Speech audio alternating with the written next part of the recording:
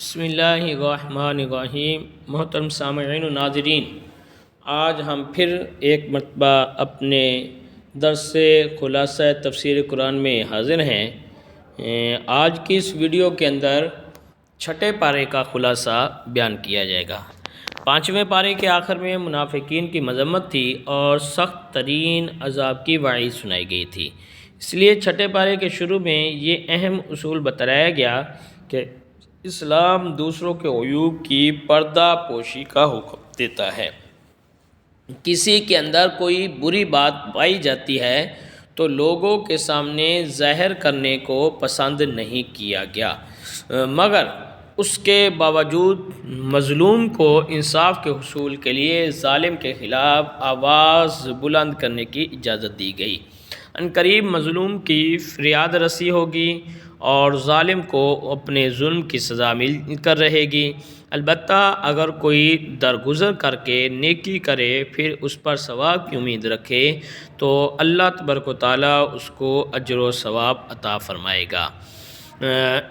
اس سے آگے رسولوں پر ایمان لانے کے حوالے سے ایک بڑی زبردست گفتگو کی گئی کہ جو لوگ اللہ کو مانیں اور رسولوں کا انکار کریں یا کچھ رسولوں کو مانیں اور کچھ کا انکار کریں وہ پکے کافر ہیں، ان کو ہمیشہ کے لیے عذاب میں رہنا پڑے گا۔ جو لوگ اللہ اور اس کے تمام رسولوں کو تسلیم کریں، ان پر ایمان لائیں، قیامت کے دن پر ایمان رکھیں تو انہیں بہترین اجر و ثواب دیا جائے گا۔ اگلی آیت میں یہودیوں کے سنگین جرم کا بیان ہے کہ یہودیوں نے دعویٰ کیا کہ انہوں نے حضرت عیسیٰ علیہ السلام کو قتل کر دیا اور عیسائیوں نے اس کی تصدیق کی تھی۔ اللہ تعالیٰ نے ان دونوں کی تکذیب فرما دی، کیونکہ واقعہ یوں ہوا کہ جو منافق شخص یہودیوں کو حضرت عیسیٰ علیہ السلام کا پتہ دینے کے لیے آپ کے گھر میں داخل ہوا تھا وہ حضرت عیسیٰ علیہ السلام کا ہم شکل ہو گیا اور آپ علیہ السلام کو آسمان پر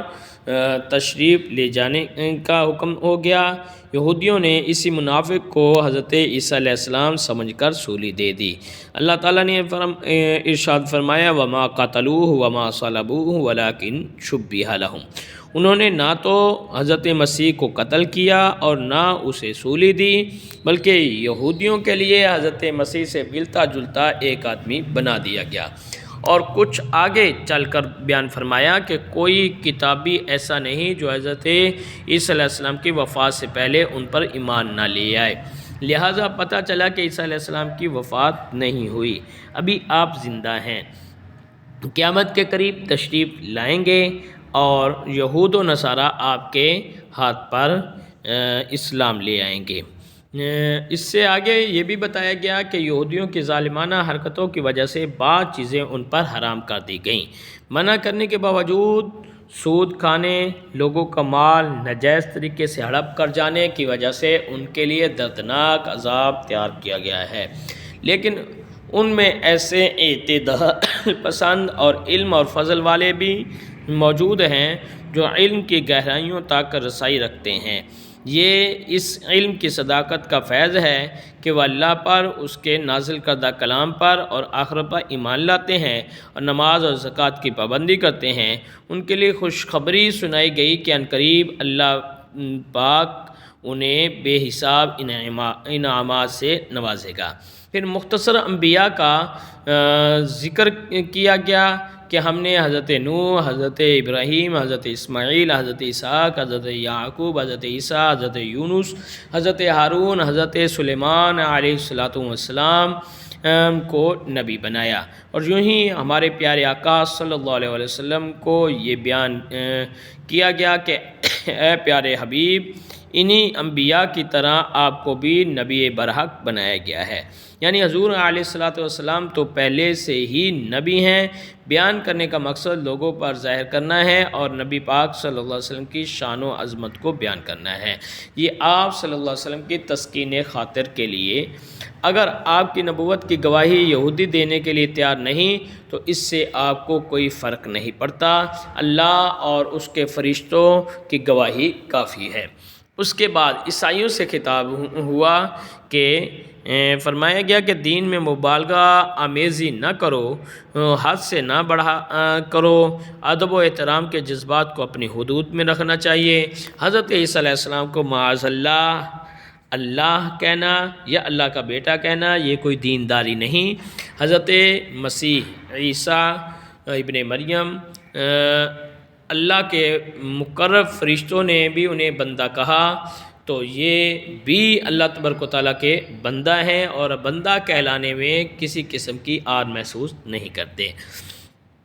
تو عیسائی کیوں حضرت عیسیٰ علیہ السلام کو اللہ کا بندہ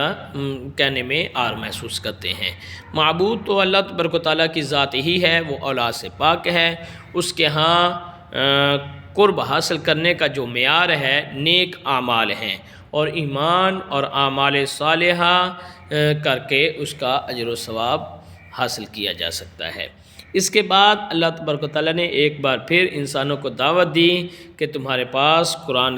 کریم کی صورت میں حق کی دلیل اور ہدایت کی واضح روشنی آ چکی۔ اب جو لوگ اللہ پر ایمان لائیں اور قرآن حکیم سے لو لگا لیں تو اللہ انہیں اپنی رحمت میں داخل فرما لے گا اور اپنے فضل سے مالا مال کر دے گا اور اپنی طرف سیدھے راہ کی ہدایت دے گا۔ قرآن سے لو لگانے سے مراد صرف زبانی اقرار نہیں بلکہ دل سے یقین رکھنا، یہ اللہ تعالیٰ کا کلام ہے، اس کی باقاعدہ تلاوت کرنا، اسے سمجھنا، اس کے احکامات پر عمل کرنا یہ شامل ہے۔ سورہ نساء کی آخری آیت میں وراثت کا ایک مسئلہ بیان ہوا کہ اگر کوئی شخص فوت ہو جائے اور اس کا باپ بھی نہ ہو اور اس کی کوئی اولاد بھی نہ ہو تو اسے شریعت کی اصطلاح میں کلالہ کہتے ہیں۔ آیت میں جو مسائل بیان کیے گئے ان کا خلاصہ اور وضاحت درج ذیل ہے۔ اگر کوئی شخص فوت ہو اور اس کے ورثاء میں باپ اور اولاد نہ ہو تو باپ شریک بہن کو، سگی بہن کو وراثت سے مال کا آدھا حصہ ملے گا، جبکہ صرف ایک ہو اور اگر دو یا اس سے زائد ہوں تو 2/3 حصہ ملے گا۔ اگر بہن فوت ہوئی اور ورثاء میں نہ باپ ہے نہ اولاد تو بھائی اس کے کل مال کا وارث ہوگا۔ اگر فوت ہونے والے نے بہن بھائی دونوں چھوڑے تو بھائی کو بہن سے دگنا حصہ ملے گا۔ سورہ نساء کے بعد سورۃ المائدہ شروع ہوتی ہے۔ یہ سورۃ المائدہ یہ مدینہ شریف میں نازل ہوئی تھی۔ اس کے شروع میں اللہ تبارک و تعالیٰ نے اہل ایمان کو اپنے وعدے پورے کرنے کا حکم دیا ہے اور ان کو اس بات کی تلقین کی ہے کہ انہیں کامیابی اور بھلائی کے کاموں میں ایک دوسرے کی مدد کرنی چاہیے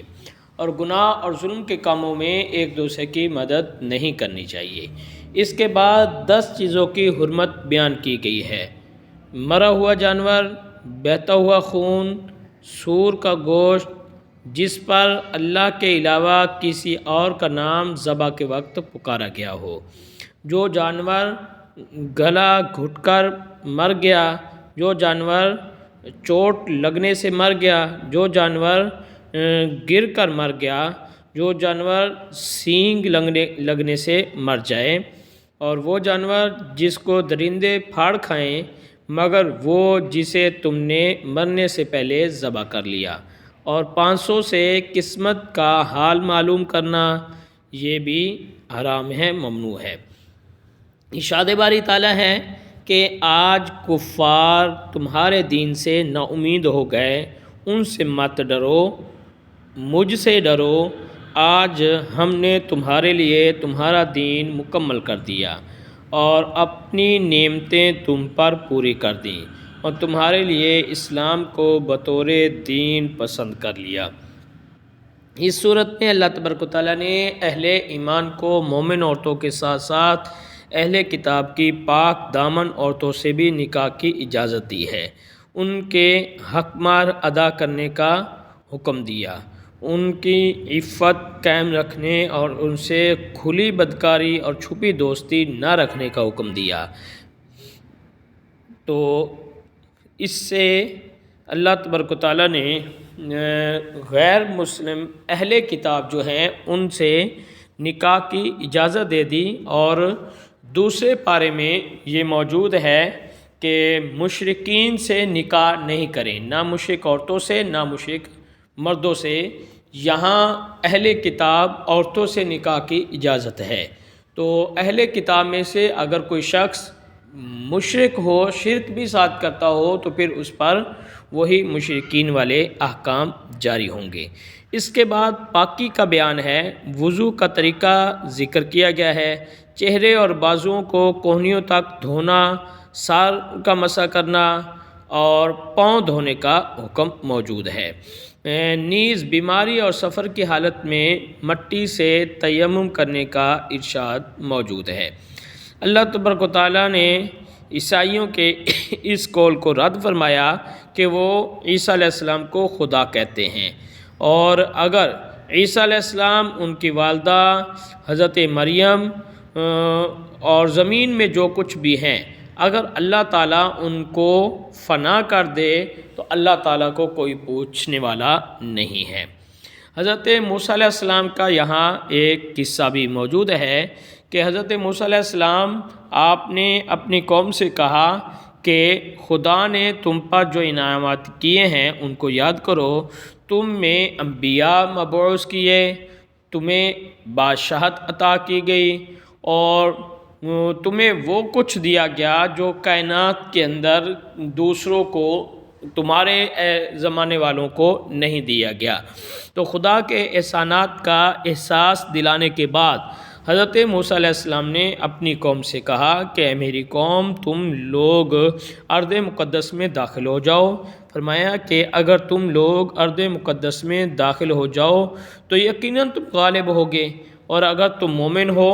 تو صرف اللہ پر بھروسہ کرو۔ اس حوصلہ افزا بات کو سن کر بھی لوگ بزدل بنے رہے اور کہنے لگے کہ اے موسیٰ، آپ اور آپ کا رب جا کر وہاں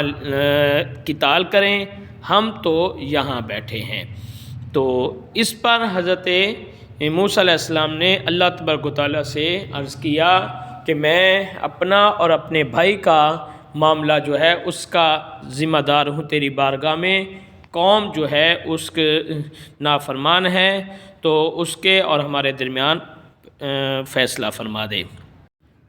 حضرت آدم علیہ السلام کے 2 بیٹوں کا قصہ بھی یہاں موجود ہے کہ ان کے درمیان میں جب اختلاف ہوا تو انہیں جو ہے قربانی کرنے کا حکم دیا گیا، تو ان میں سے ایک کی قربانی قبول ہوئی اور دوسرے کی قبول نہ ہوئی۔ تو جس کی قربانی قبول نہیں ہوئی اس نے حسد میں آ کر اپنے بھائی کو قتل کر دیا، تو پھر اس کے بعد وہ اپنے بھائی کی جو لاش تھی اس کو لے کر پریشان کہ اس کے ساتھ کیا کیا جائے، تو کوے کو دیکھا۔ کوا جو ہے وہ 2 کوے آئے اور اس نے ایک کوے نے دوسرے کو مارا اور اس نے اپنے دوسرے کوے کو وہاں زمین کھود کر اس کے اندر دفنا دیا۔ تو اس سے اس نے بھی سمجھا کہ اگر کوئی مر جائے تو اسے اس طرح دفنایا جاتا ہے، تو اس نے اپنے مقتول بھائی کو دفنا دیا۔ اس کے بعد اللہ تبارک و تعالیٰ نے انسان کے قتل کی شدید مذمت بیان فرمائی ہے کہ جو ایک انسان کا ناحق قتل کرتا ہے تو وہ ایک انسان کا نہیں بلکہ پوری انسانیت کا قتل کرتا ہے، اور جو ایک انسان کی زندگی بچانے کا سبب بنتا ہے تو گویا کہ اس نے پوری انسانیت کی زندگی بچائی ہے۔ اس صورت میں زمین میں فساد مچانے والوں کے لیے سخت سزا ذکر کی گئی ہے۔ زمین میں فساد مچانے والوں کو پھانسی دی جانی چاہیے اور انہیں قتل کر دینا چاہیے۔ اسی طرح چوری کرنے والوں کے ہاتھ پاؤں کاٹ دینے چاہیے، انہیں جلا وطن کرنا چاہیے۔ یہ دنیا میں ان کی سزا ہے اور آخرت کا عذاب انتہائی دردناک ہوگا۔ اسی صورت میں اسی مقام پر آگے جو ہے وہ اللہ تعالیٰ کی بارگاہ کے اندر وسیلہ پکڑنے کا حکم دیا گیا ہے کہ اللہ تعالیٰ کی بارگاہ میں آپ قرب حاصل کرنے کے لیے اللہ تعالیٰ کی چیزوں کا جن کا اللہ تعالیٰ نے حکم دیا ہو ان کا آپ وسیلہ اختیار کر سکتے ہیں۔ یہاں اللہ تبارک و تعالیٰ نے یہود و نصارہ کا ذکر کیا کہ یہود و نصارہ سے دوستی نہیں کرنی چاہیے، اس کی مذمت بیان کی گئی، یہاں تک کہ اگر کسی نے ان سے دلی دوستی کر لی تو وہ بھی انہی میں سے ہوگا۔ اس کے بعد اللہ تعالیٰ نے یہودیوں کے ذات باری تعالیٰ کے بارے میں منفی اقوال ذکر کیے ہیں کہ یہودی کہتے ہیں کہ اللہ تعالیٰ کا ہاتھ تنگ ہے معاذ اللہ، تو ارشاد ہوا کہ اللہ تبارک و تعالیٰ کا ہاتھ تنگ نہیں، بلکہ ان لوگوں نے جو قول کیا ان پر اللہ تعالیٰ کی لعنت ہو، اور ان کے ہاتھ تنگ ہیں، اللہ تعالیٰ کے ہاتھ کھلے ہوئے ہیں، اللہ تعالیٰ اپنا رزق روزی جسے چاہتا ہے عطا فرماتا ہے۔ نیز یہاں جو ہے رسول اللہ صلی اللہ علیہ وسلم آپ کے متعلق بھی یہ حکم موجود ہے کہ آپ پر جو نازل کیا جا رہا ہے آپ اس کو لوگوں تک پہنچا دیں، اور یہ پیغام پہنچانا آپ کی ذمہ داری ہے۔ پھر اس پارے کے آخر میں اللہ تبارک و تعالیٰ نے اس بات کا ذکر کیا کہ حضرت داؤد علیہ السلام اور حضرت عیسیٰ علیہ السلام نے بنی اسرائیل کے کافروں پر لعنت فرمائی کہ وہ برائی کے کاموں سے روکنے کے بجائے خود میں اس میں وہ لوگ ملوث تھے، اس لیے ان پر لعنت کی گئی، اور ان کا یہ فعل انتہائی برا تھا۔ چنانچہ ہم مسلمانوں کو برائی کے کاموں سے روکنے کی تلقین کی گئی ہے۔